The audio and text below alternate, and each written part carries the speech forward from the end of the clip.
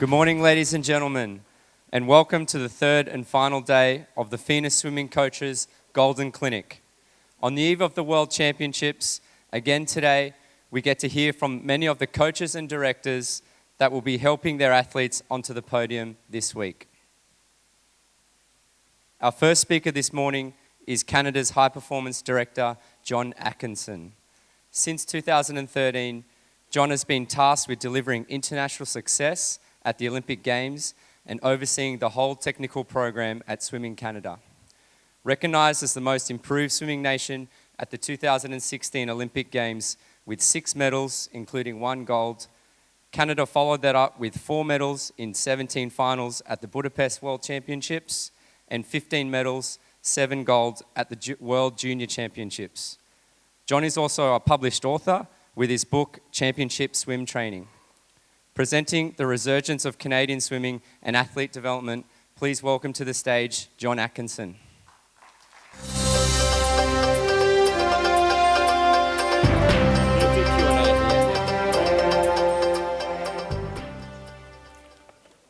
Okay, so good morning, everybody. There are a lot of new faces who I think will be new friends, and there are a lot of faces of people that know me, and that's always a good sign that they've come into my presentation.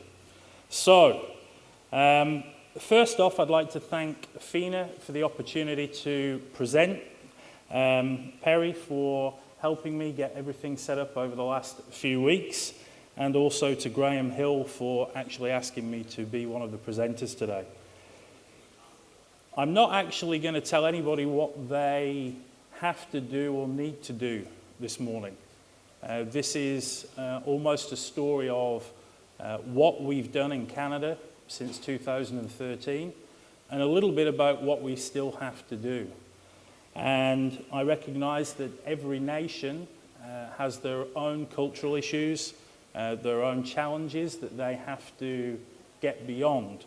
So today is not about saying what you need to do, it's about hopefully giving everybody some ideas about what they could consider doing that might work for them in their country. So I'm going to start off with a video, and this is from Rio, and it's the women's 4x200 freestyle relay. And why I'm starting with this is I call it the end game. This is what we are working to do, working to repeat in Tokyo. And this relay took 6 swimmers. We switched out 2 swimmers from the heats. But what was important, that it was made up of athletes from 6 different programs. So 6 coaches contributed with their athletes to this relay. Canadian clubs, Canadian university, Canadian high performance programs, NC2A program, and an athlete from a US club. So it takes all to contribute towards a nation's success.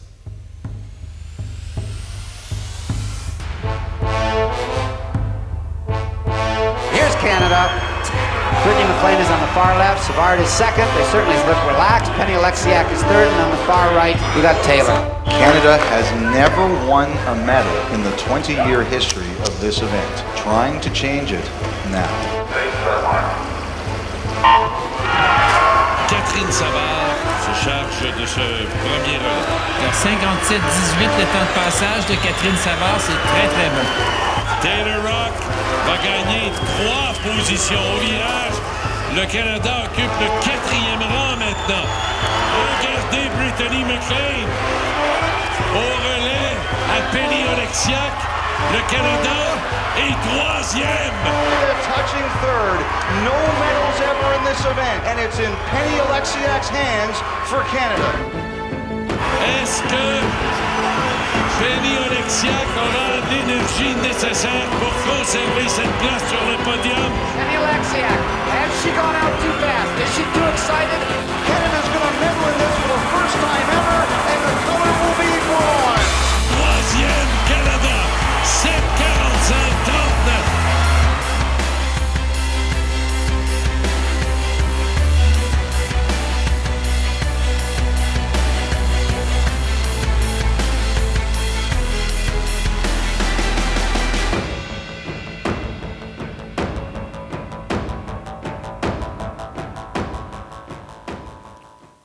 So thanks very much for coming this morning.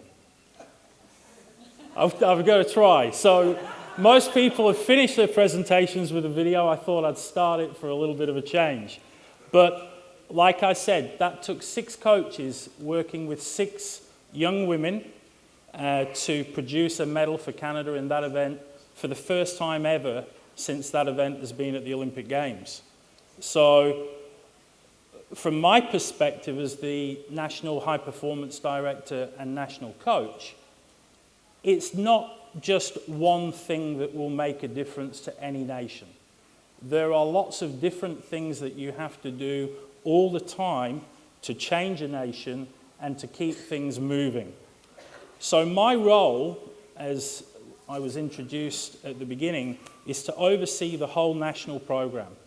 That's both the Olympic program, the Paralympic program, the pool team, the open water team, and the junior programs. And it's a role that was employed by Swimming Canada to make decisions. And it's a role that will listen to constructive comments. However, when you're making some decisions, some people will like them and other people won't like the decisions. And what is right is not always what's easy or popular. So you have to be able, whether you're a club coach or whether you're running a national program, to make the right decisions regardless of whether they are easy or popular. And that was one of the things that we started to do. So where were we in 2012? So when I started after the 2012 Games in London, we had 7 finalists in London in the pool. We had 3 medals in overall, 2 in the pool, 1 in open water. One of those medalists had retired. The men's relay was impacted, so we were down to a starting point of 5 finalists when we started to implement a series of change in many different areas across the country. So what did we have? So if we didn't have a lot of performance at that point, where were we? We had talented coaches. And not always coaches agreeing with each other, but we had talented coaches nonetheless. We had some great facilities across the country. A massive country with many time zones and a lot of time to take to travel across the country, but we had great facilities. We also had willing people. I think that sometimes you get to a point in your nation that the time for change is right and people are open to the changes that you want to put forwards. And we had some talented swimmers. Some of them not very old, but nonetheless we had talented swimmers. So the mix that we had, along with people with an open mind, meant that we could implement a series of programs and change across the country to make a difference. So these are 9 of the things that we determined that we needed to do. We needed to define what high performance was, because everybody had a different opinion about what high performance actually was. We had to change the competition schedule within the country. We couldn't continue to do the same as we'd always done, or we would get less in the future. We had to change. We had to look at building some operating principles for our national team and then communicate how we were going to implement those when we went away. We needed to change our athlete funding system. So how athletes had to perform to get funding needed to change. We had to come up with a systematic approach to identifying athletes and determining which events we were going to invest in. So when you look at the world of swimming, we don't have the population that a lot of major swimming nations have. We don't have the budgets that a lot of swimming nations have. But what we wanted to get ahead with was a way of how are we going to invest what we have to make an impact on the performance of the athletes. In other words, we weren't going to try and do absolutely everything at the high performance level. We would be very targeted in our approach as to what we would do. We would review the Swimming Canada High Performance Centres, and as I said with the first relay that I put up, every swimmer in that relay came from a Canadian club to start their swimming career. Some stayed in Canadian clubs, Canadian universities, NC2A programs. Clubs in the US are high performance centres. So not one way was going to work, but we would be targeted. We would review our selection policies. How were we going to select athletes onto our national team? We would look to develop coaches because we needed our coaches to understand the principles behind the change that we were implementing, and we had to be better planned than any other nation. So it's a pretty small list, and we had a pretty short amount of time in which to begin the changes. So in order to make those changes, my role was to provide the leadership. Provide the leadership for our coaches, our athletes, our provincial sections across the country to make the changes at their level in order for the national team to be successful.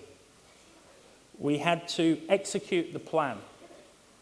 And it's no good actually saying what you're going to do. You have to show that you will do it and that you will follow through and put in place what you say you're going to do with any plan. So that's making things happen.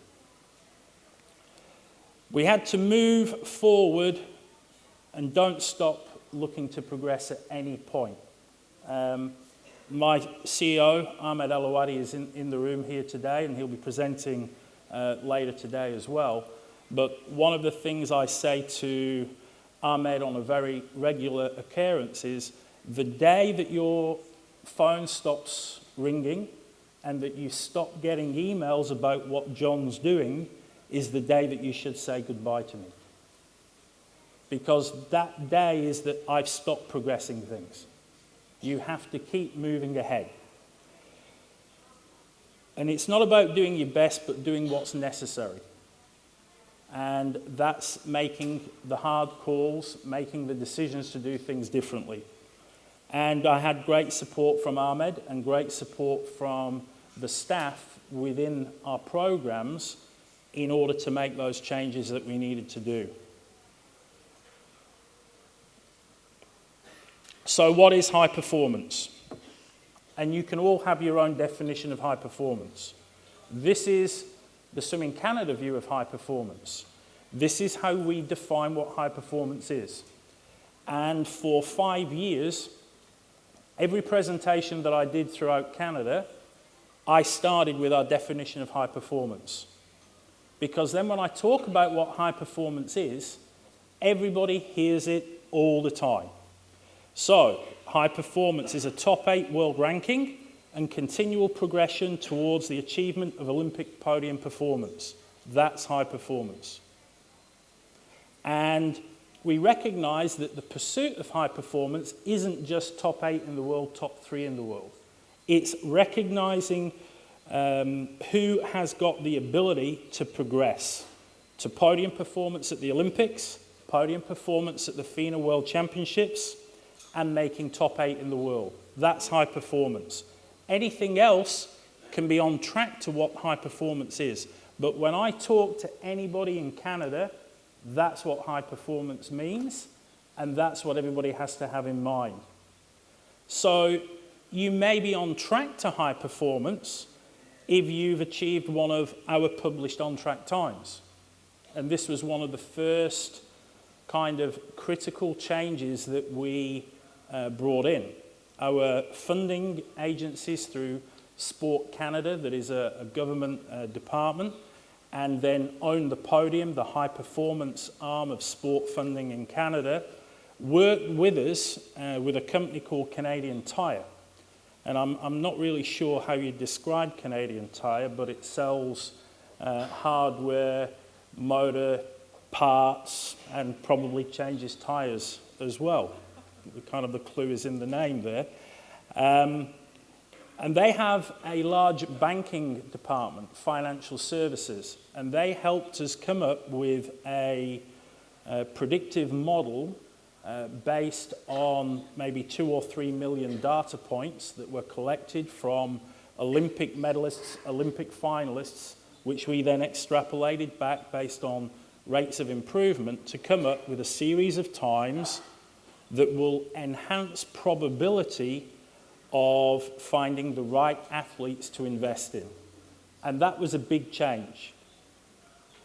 If you won a medal at the World Juniors or the Junior Pan Pacs, you're on track to high performance.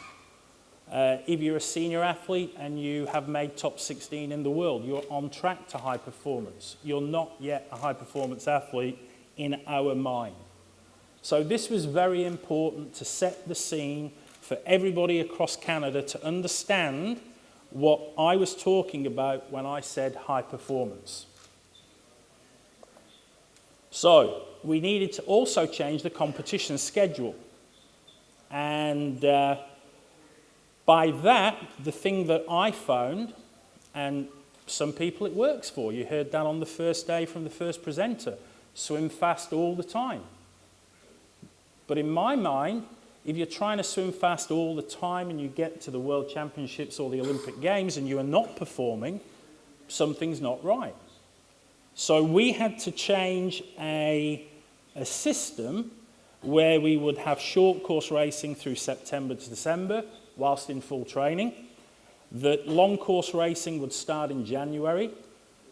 We set our trials every year, give or take a week or so, the beginning of April.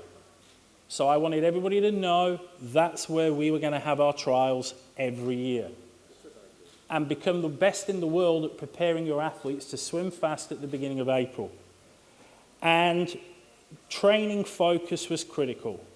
No resting, no shaving until the trials. And that was what we were putting out there as our competition schedule nationally for everybody to buy into and understand that this is where we were going. We then talked about you could have 2 main tapers per year, and we brought in what we call our peak performance windows, which were March and April, July and August. And in March and April, swim fast, reshave, retaper 2 or 3 times. Same for the summer, swim fast 2 or 3 times. If it doesn't get it the first time, you may hit your taper the next time for your peak performance. And we were talking about if we are behind in world swimming, which we were in 2012, with equivalent of 5 finalists at the World Championships, that's where we started. If we had to catch everybody else up and try to go past them, and we were doing less than the rest of the world, how were we going to catch them up? It wasn't going to happen. So I started talking of 48 weeks of training a year, 2 weeks at national competitions, that swimming is 50 weeks a year.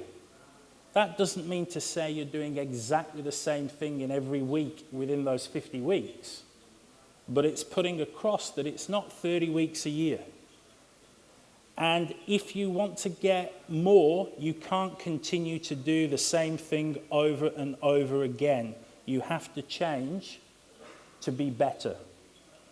And swimming is what it is. It's weekends, it's holidays, it's public holidays, and you can't pick and mix and decide that, well, I'll do this, or I will do that, but I'm not doing this.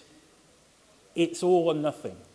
If you want to be the best in the world and improve where we were and have that resurgence that we have to continue. So I talked about the first 2 points, peak performance windows, March and April, July and August, very important. Qualification for events from 50-metre pools only. No 25-metre conversion times, no 25 yards, all from 50-metre pools. and trying to make our Canadian National Championships later in the summer. And it's something that I've always thought that in the Northern Hemisphere, we like to have a holiday in summer. I'd like to really move all junior nationals to October, and then everybody can train through the summer. And then we would really get some moves forward. But I've not taken that one on just yet. That might not be too popular, but I keep saying it just to prepare people and change enough minds. So a later nationals each year, and we work with our university sport, U Sport, to move their championships to late February, because I couldn't quite get them in March, but I got them close enough. So that was all about our peak performance windows. So our national team and how we operate was important as well. And we heard it, I think, from British Swimming earlier in the week about having clarity of role and people understanding what their role was on the team. And we put some expectations in. It's all or nothing. You can't say, I'll join you in a week's time, or I can come on this training camp, but I need to leave a weekend early. It's all or nothing. And that applies to me as well. Unless I can do all the tour, I won't go with the team. Because that's what it's about. It's about commitment and building that team. We look for a staging camp requirements with 50-metre pool training space and 25-metre pool training space. We look to have a hotel within a 15-minute drive of the pool. We want to go from our staging camp to the competition venue with easy travel. We want to have protocols for the length of staging camp and the length of the final preparation. And I think in Rio, we decided that we would stay and do our final training preparation in Toronto. And the reason that we decided to do that was it was a north-south flight, so we're not going to have jet lag. So we have travel fatigue, no jet lag. We could control the environment in one of our training centres and have all the pool space that we needed. We could move the training a little bit later if we wanted to, with no real problem. Some people say that I'm a little bit of a control freak with wanting to have total control of the environment that we're in. But I think leading into Rio, that was really, really important for us. We got down into the village ahead of most of the teams. We had a little bit longer in the village. We weren't running around trying on kit with the Canadian Olympic Committee. We were there to prepare, to get things done with full focus for what we were there for. And within our team, we have 3 leads that will essentially report to myself. The head coach, the IST, integrated support team, sports science, sports medicine manager who will report to me, and the team manager. And we will work very, very closely on everything. And one of the other things that we did before Rio, before the team came into our final staging camp in Toronto, I met with the head coach. And I had a list of things that could be issues. And we went through every single thing that could be an issue when the team arrived. Because we decided that they were not going to be issues. And then we met with the key team coaches and staff and we said, these are not going to be issues. Then when some of those things happened, we said, these are not issues. So it didn't then become a problem on the team and affect the team environment and positivity that we were trying to create. So, our selection policies and our main goal when we go away with a team is to improve our pre-competition ranking. So if an athlete's ranked 20th, we want them to finish higher than 20th. We want people to look at progressing from heats to semi-finals, from semi-finals to finals. And we need everybody ready to perform in the heats when we get to the championships. So everything is designed around that. We don't say we're going to go and win 5 medals. We don't talk about winning medals in any way on any of our teams. Our staff and athletes have got to respect the job that everybody on the team is there to do. Everybody is an integral part of how that team functions when they go away. And we have to have a willing, positive, can-do approach. And that's really important for every team when we go away. So we changed athlete funding to a no-compromise support type situation. So we talked a little bit about we don't have the swimming membership of other nations. We don't have the swimming budget of some other nations. But what we have to be very targeted with is looking at the athletes and the coaches that we think can get the performance, and we will unashamedly invest in those athletes. And therefore, when we go away, we may have not teams that are as big as they were. Where we maybe had 35 athletes at previous Olympic Games, we might be 25. Hopefully, we'll get back to 35 because I'm not against big teams, but I want teams of athletes that can perform in the environment that they go to. So it's about directing that funding to athletes capable of reaching the podium. And then you enhance the probability of success, and improvement is something that we are always looking at. If somebody hasn't improved for 3 or 4 years and they're ranked 30th in the world, either what are they going to do to change and become a performer? And if they're not willing to change, 4 years tells us that we shouldn't invest in them anymore.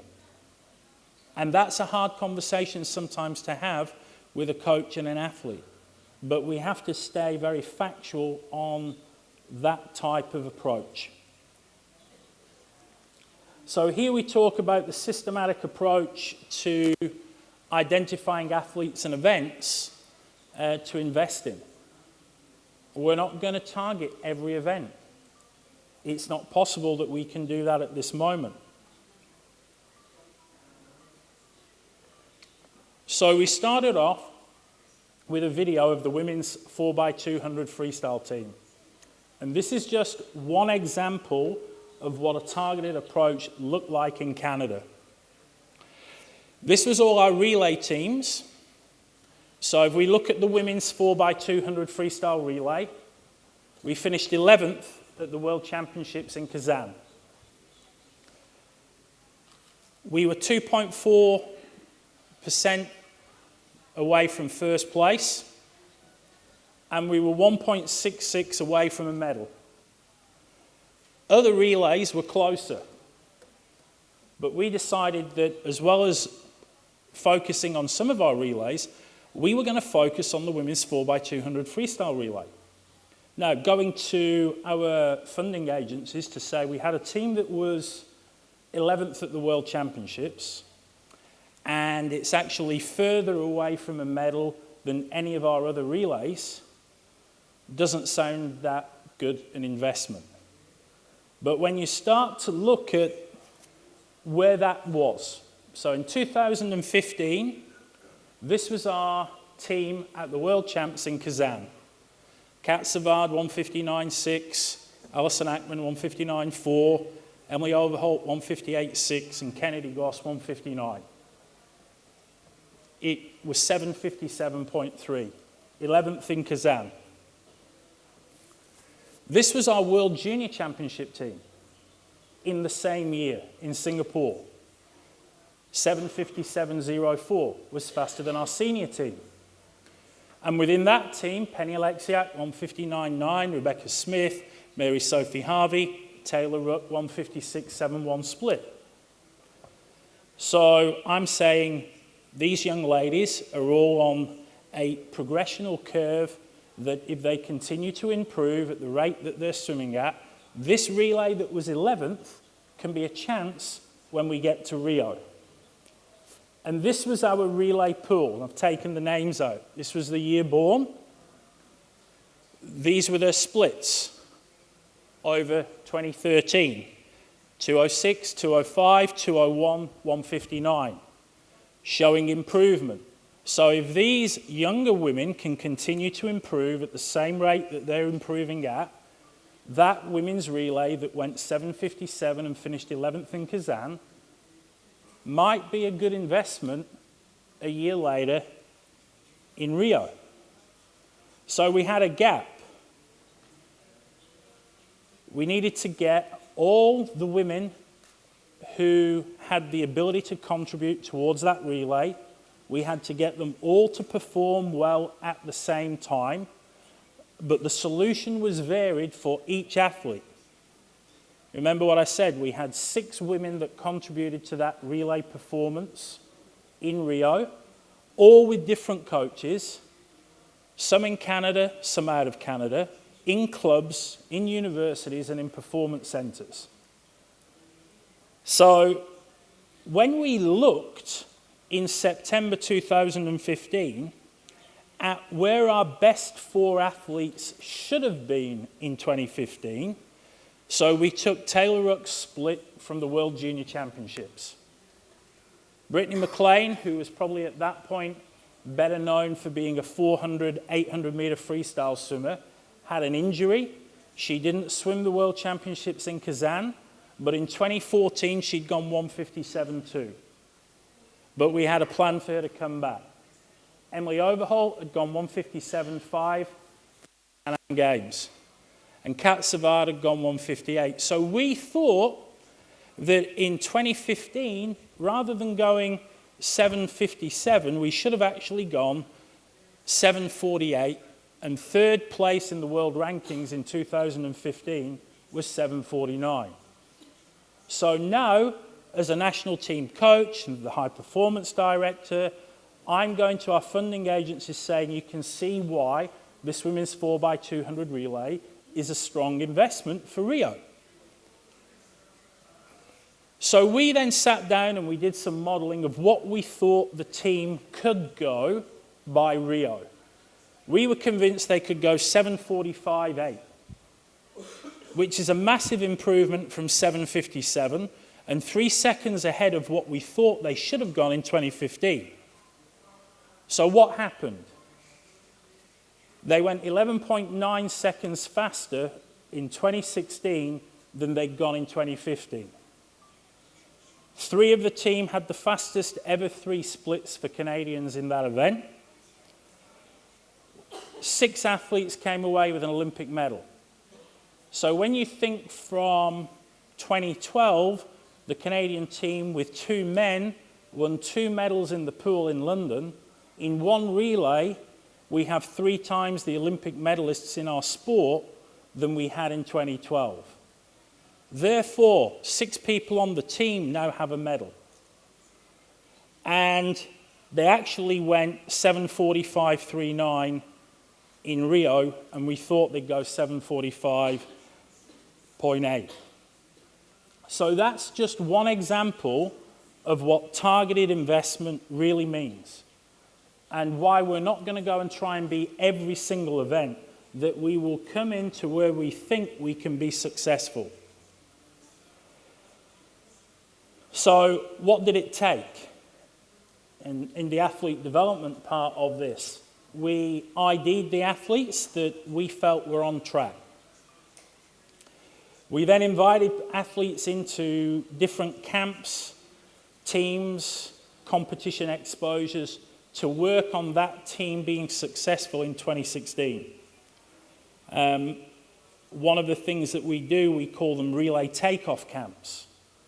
So we will invite 40 female athletes between the age of 13 and 16 to stay after nationals and do a 2 or 3 day activity based on their attitude and approach. So they've just finished nationals, they come in the very next morning and they might do an easy swim.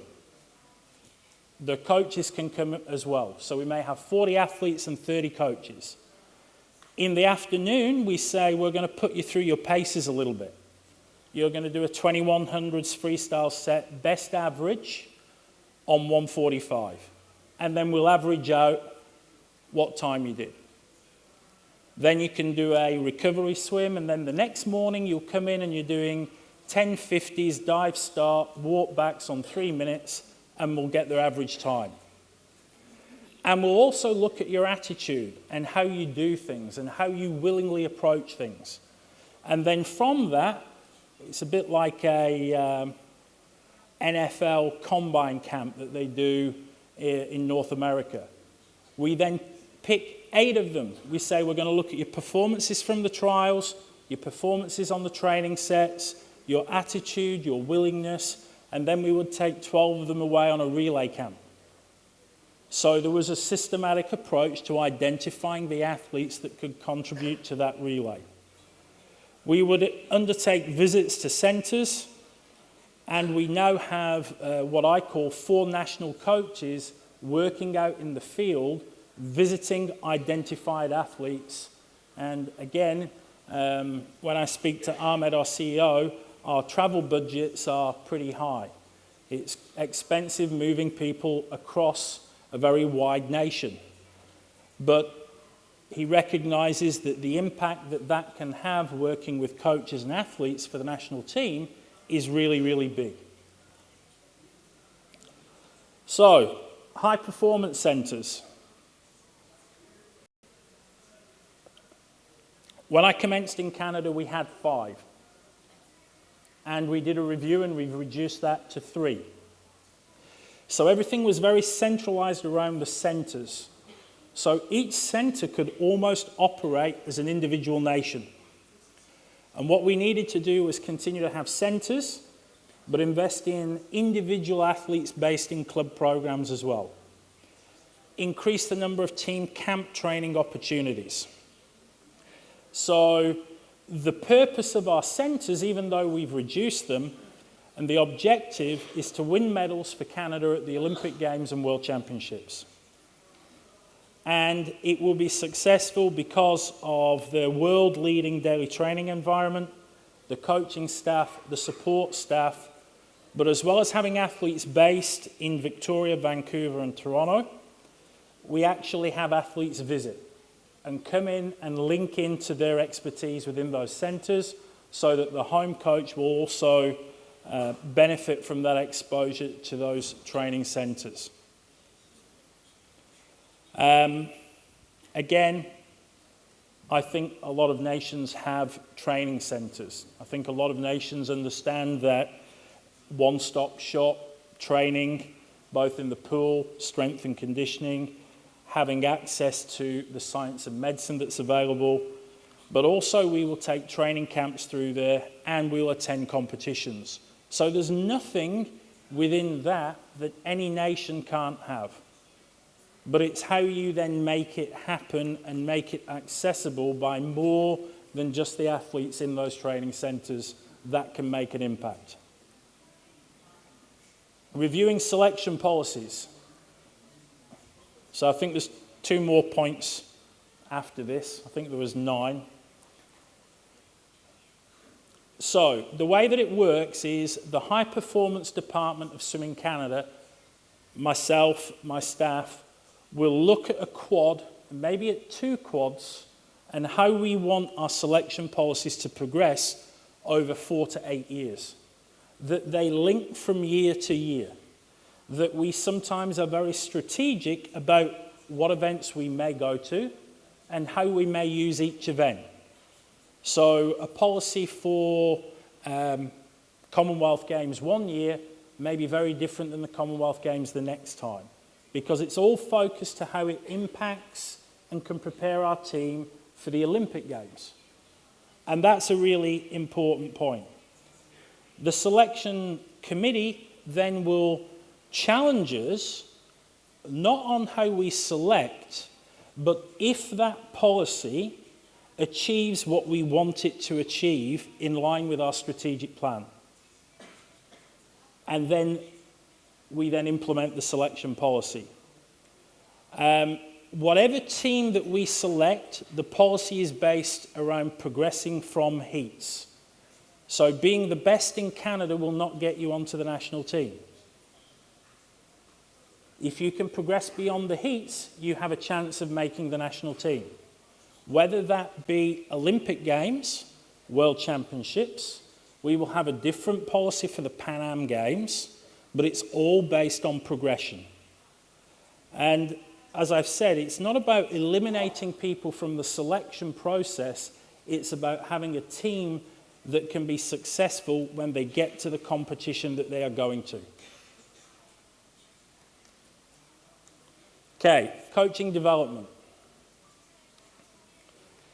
So we run a select coaching group, and this group fluctuates between 8 and 12 coaches per year.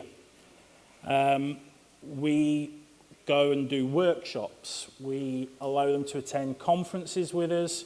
They will come in as apprentice coaches on different teams. We had a coach from a university program last year who came to the Pan Pacs as an apprentice coach. So we offer that on all our teams. So targeted development. We have our 4 coaches in the field, Martin Wilby, who's our senior coach, Ken McKinnon, our development coach, Mark Parry, distance open water, and Ian McDonald as our next gen pathway coach. We have 80 athletes that receive some level of funding from Sport Canada, and they all have a list of between 15 and 25 athletes, about 6 to 8 programs that they have to be visiting and in the field and working with the coaches very, very regularly. And that, I think, is what is making a real difference. So despite the size of the country and the amount of travel that is required, so I'm based in Ottawa. To fly west of Vancouver is 5.5 hours. To fly east to Nova Scotia is maybe an hour and a half. To fly across the country is 7 hours. It takes commitment and time from Swimming Canada to invest in visiting coaches and athletes in their home program. But the reward from that is really, really big. Oh, wrong way. Best planned. So in 2013, I just talked about improvement. That was all I could talk about. How were you going to be better in Barcelona at the World Championships in 2013 than you were in our trials in April? In 2014 at the Commonwealth Games and the Pan Pacs, I still talked about improvement. By the time we got to the World Championships in 2015, off the back of a home Pan Am Games where we had a large team, we started to talk about improvement but progression from heats. We wanted athletes getting through to semi-finals and through to finals. And then in 2016, it was improvement, progression, and conversion. And we always talk about improvement before progression and conversion. Because if every athlete can improve from the trials, and we heard this talked about earlier in the week, about the ability to perform when it counted, and trying to be in the 60-70% improvement rate from trials is where we need to be.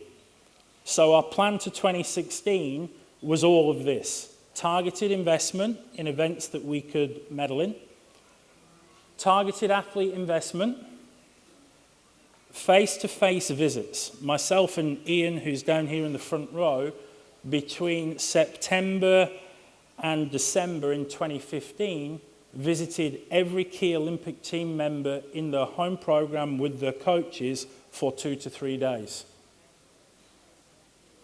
That takes time, but it gets a massive amount of reward back from the coach and the athletes. Relay targeting, we had a strong, clear, known plan. We had fixed dates for trials. And whether people think the trials are in the best place or not, it doesn't really matter. Because everybody knows when they are. If you want to swim fast all year round, and try to swim faster at the trials, go and do it. If you're in a really big volume training program and you're going to be ready to swim fast in April and then in the summer, go and do it. But that's our plan, and that's where you need to be, and that's the policy, and that's what you need to do, and it's well communicated. So we have a 4-year, 8-year plan at this moment in time. All our dates are set through to 2020. We're just about to set all our dates through to 2024. We have our plan for all our staging camps, and we have a high-level selection strategy in place internally for every event to 2024. This is our plan to 2028. So in 2019, we will do our staging camp before Gwangju in Toyota in Japan. 2020, we'll go to Wakayama. 2021, we'll go back to Toyota before the World Championships in Fukuoka. We're in discussions now for 2022 and 2024, almost signed memorandum of understanding of where we will go. And then in 2023, it depends where the final dates for the World Championships in Doha, Qatar are, as to where we will go for our training camp. But we have a plan to 2024, and in 2028, when the games are in LA, we'll stay in Canada. So we're already thinking that far ahead, and I like to go to a venue and get first preference, and then, I'm sorry everybody, but when you go to try and get in the venue, they say Canada's already been here. That makes me smile. So what's been the outcome? And this is just really saying, you know, we've tried to be strategic with some of our events. We talked about the overview it says the overview 2012. That's actually 2016, I think. There's a mistake. So there you go. We're not all perfect. We're involved in the competitions when we go to them now. We're not just going there and turning up and watching the heats and sitting in the stands. We're involved in progressing from heats to finals. So this is what I like to try and do, because part of my job is about spin as well. So when I go to our funding agencies, I like to find a way to put Canada at the top of the table, whichever table that might be. So this is looking at, before we went to Rio, part of my job is to manage expectations from everybody in Canada as to what we're going to do. Not say how great it's going to be, but manage expectations. So if we took the period from the 1st of September 2014 to July 18th, 2016, Canada were ranked to win 0 medals on world rankings. When we went to Rio and we won 1, 1, 4, and 6, the difference was +6, so I ranked as number 1. And I apologise to any Australians in the room, but unfortunately you were down here. So apologies to Australia. But it was a way for me to say, did the preparation work? Did we convert where we were pre-ranking to post-ranking? And then we did that with every nation. And that's just one example of what we look at. We look at absolutely everything. And that one was a nice one for me to put to our funding agencies. So this is Canada's history from 2007. So I say that we are a 1 to 3 medal swimming nation at the World Championships and Olympic Games. And our strategic plan is about being in the top 6 in the world at the Olympics and World Championships. So you will see that we actually got our 6 medals in 2016, probably 1 games before it was planned. And now the hard part is we've got to reproduce that when we go to Tokyo. So it's a lot more difficult when you can go in under the radar compared to when you go in as a team that's performing. At the World Champs, we had the most finals since 1978. At the World Junior Championships in 2017, we went with a different approach. We went to swim well in women's relays at the World Junior Championships. So Penny Alexiak went, but didn't swim in individual events. She just did relays. Because the team that swam at the 27 World Junior Championships will be of perfect age for the Tokyo Olympic Games. And that was all part of our plan from when we went to Indianapolis to Commonwealth Games, where we continued to improve on our performances from 4 years earlier, that we had the same team win medals at the Commonwealth Games and the Pan Pacs in 2018, who won the World Junior Championships in 2017.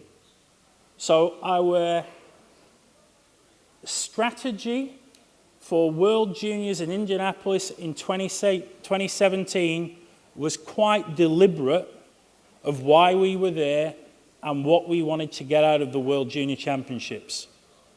We could have probably swam these young ladies in a lot more events, but they'd already been to the World Championships.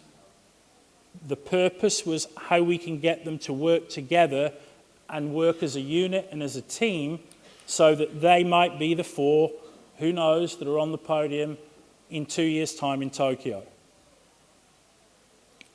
The Commonwealth Games, this was another one that I used with our funding agencies to say that we're the top summer sport in Canada, and that comes in very handy when you have to go and justify your program. But it's also great from a swimming perspective to be able to show Aquatics is leading the way within our nation that is well known for being a winter sports nation. So not only are there the dilemmas of summer sports, it's how I can balance that and show we are doing well internationally against our winter sport teams within Canada. At Pan Pacs this year, 9 medals. The thing that from Pan Pacs that we were looking for was not medals. We were looking for quality of performance at the Pan Pacs. So Taylor Ruck is ranked #1 in the world in the 200 freestyle. The women's relay teams are ranked 3rd in the world. It wasn't about the medals, although we will celebrate them and congratulate our team and coaches for doing that. It was about, in 2018, how did the performance stand up in the world? And that was the most important thing for us in 2018. Are we done? No. We have lots to do, and it's happening all the time. It never stops. These are some of the things we've got to do. We've got to improve men's swimming. That takes time. We have a crop of 15 to 18-year-old young men that are as good as the women were 4 years ago. But it's going to take longer for those men to develop and progress through the system. We have to develop our distance programs and open water. We have to swim fast in Canada when it counts, spring and summer. We have to develop our 200 stroke events.